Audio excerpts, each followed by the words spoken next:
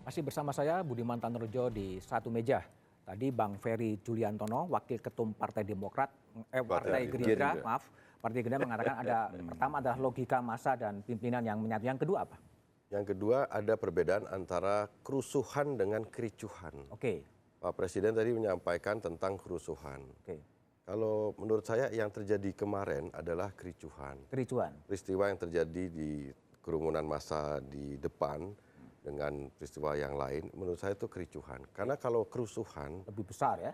jauh lebih besar, dan itu saya lihat tidak ada massa yang melewati jalan sepanjang Tamrin Sudirman yang nyolek-nyolek tembok, nggak ada yang merusak, semuanya destruktif, betul-betul itu damai. nggak ada. Jadi menurut saya kalau itu dengan jumlah massa yang besar seperti itu diperbandingkan dengan apa yang terjadi, itu menurut saya lebih tepat kalau disebut Kericuhan. kericuhan. Tapi Anda sependapat bahwa Pak Presiden mengatakan ada aktor politik yang ikut bermain dalam unjuk rasa itu?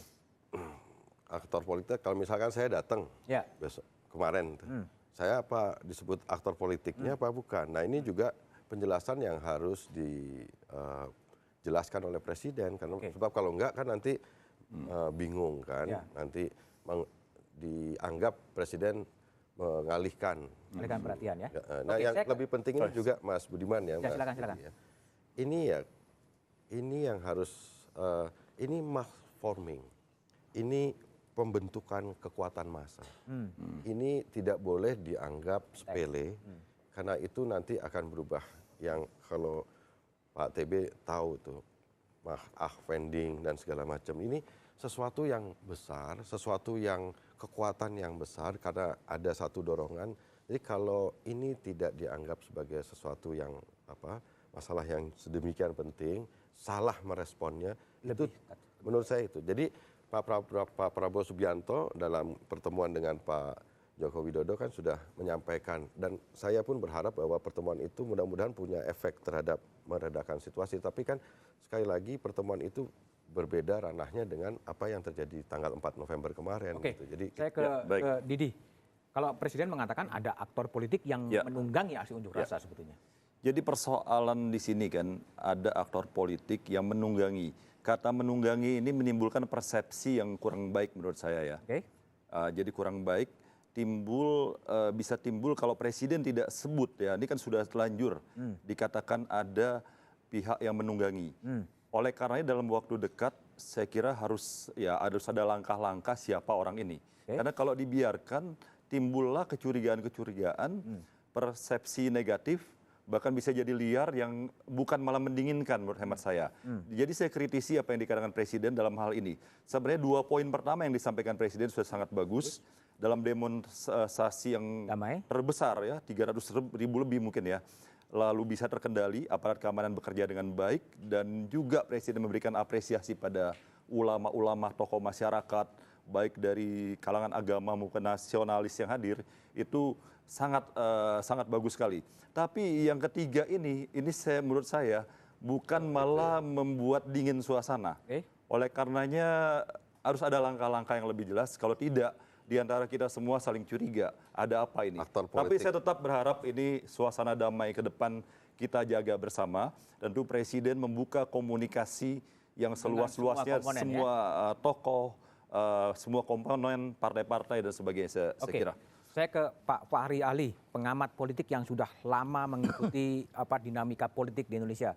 Tadi mengatakan bahwa damai sejak siang sampai pada Isya, kemudian terjadi konflik. Kalau Anda baca sebenarnya apa yang sedang terjadi saat ini?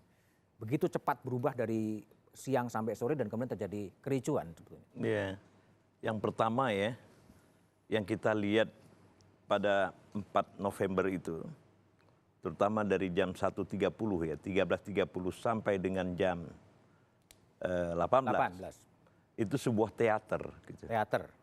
Teater, terutama kalau Anda lihat dari atas, gitu.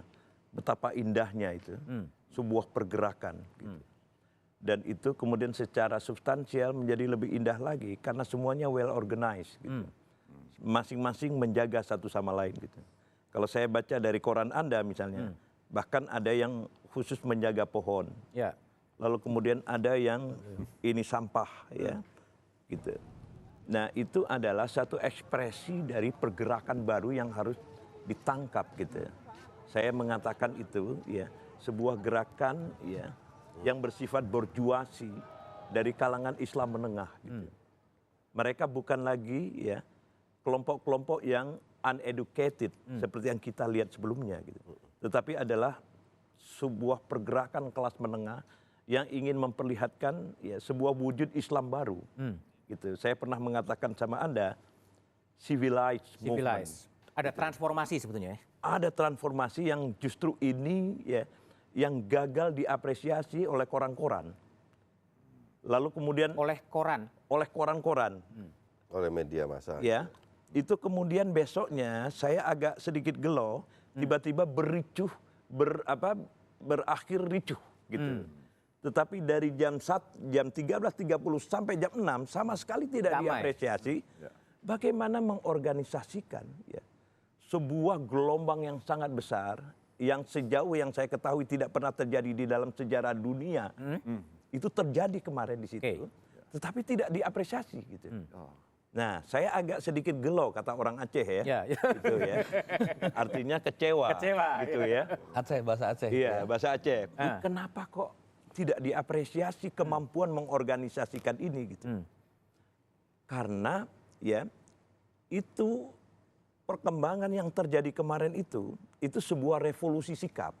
Jadi kalau presiden mengatakan revolusi mental, itulah revolusi mental yang diekspresikan secara sangat masif. Gitu. Itu yang pertama yang kemudian harus kita lihat gitu.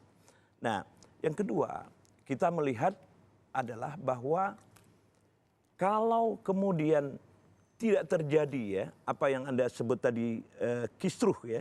Kisruh itu tadi gitu. Maka ini adalah menjadikan model di mana seluruh gerakan yang lain itu akan turut gitu. Gerakan yang bersifat civilized tadi. Jadi benchmarking ya? Ya, benchmarking. Benar, benchmarking.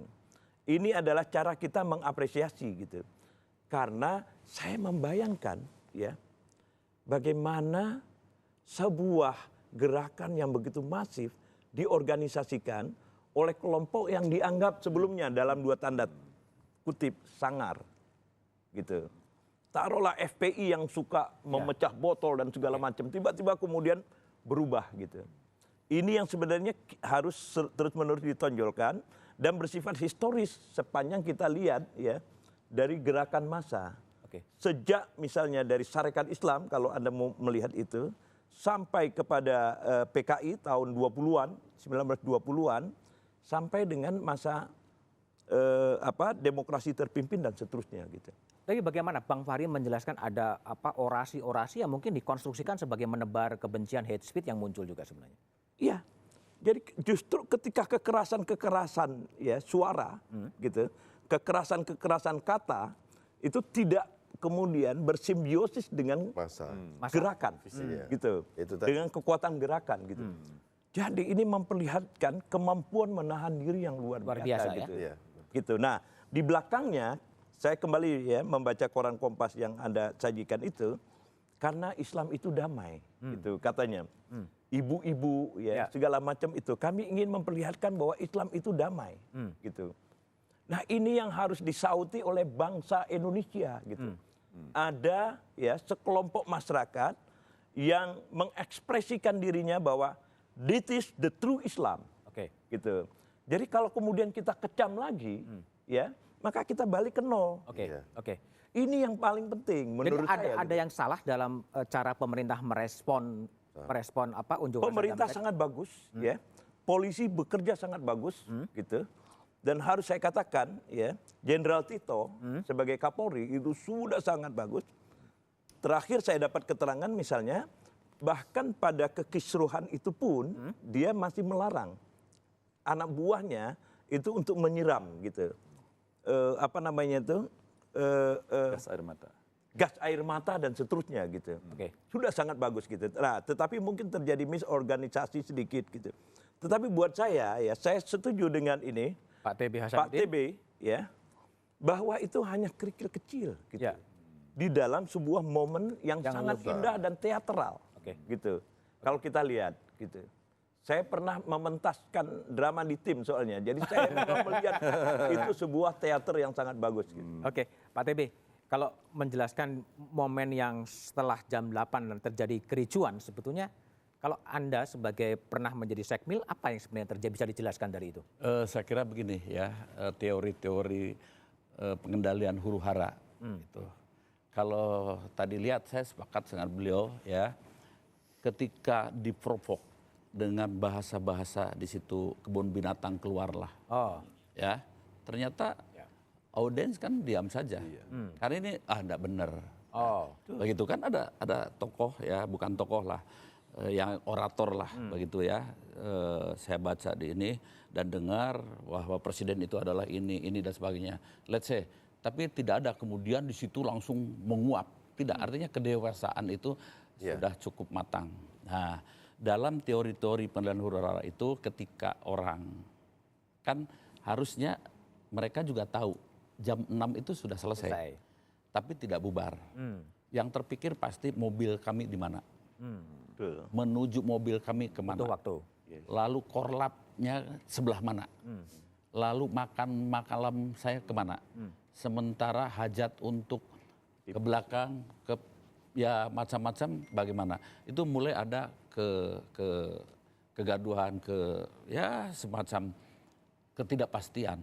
Dan itu misalnya ada botol minuman saja, itu bisa jadi, bisa jadi. Nah, itu yang paling penting di situ adalah situasi masa itu memang kalau menurut hemat saya diprovok apapun tidak, tapi ketika terjadi pada puncaknya selesai dan segera setelah kulminasi selesai seperti itu. Oke, ya. Pak TB. Nah, 4 Januari tentunya akan dekat dengan Pilkada Jakarta. Bagaimana kaitan antara 4 Januari dengan Pilkada Jakarta? 4 November dan 15 Februari. Ya. Bagaimana kaitannya? Tahu jawabannya setelah jeda berikut ini.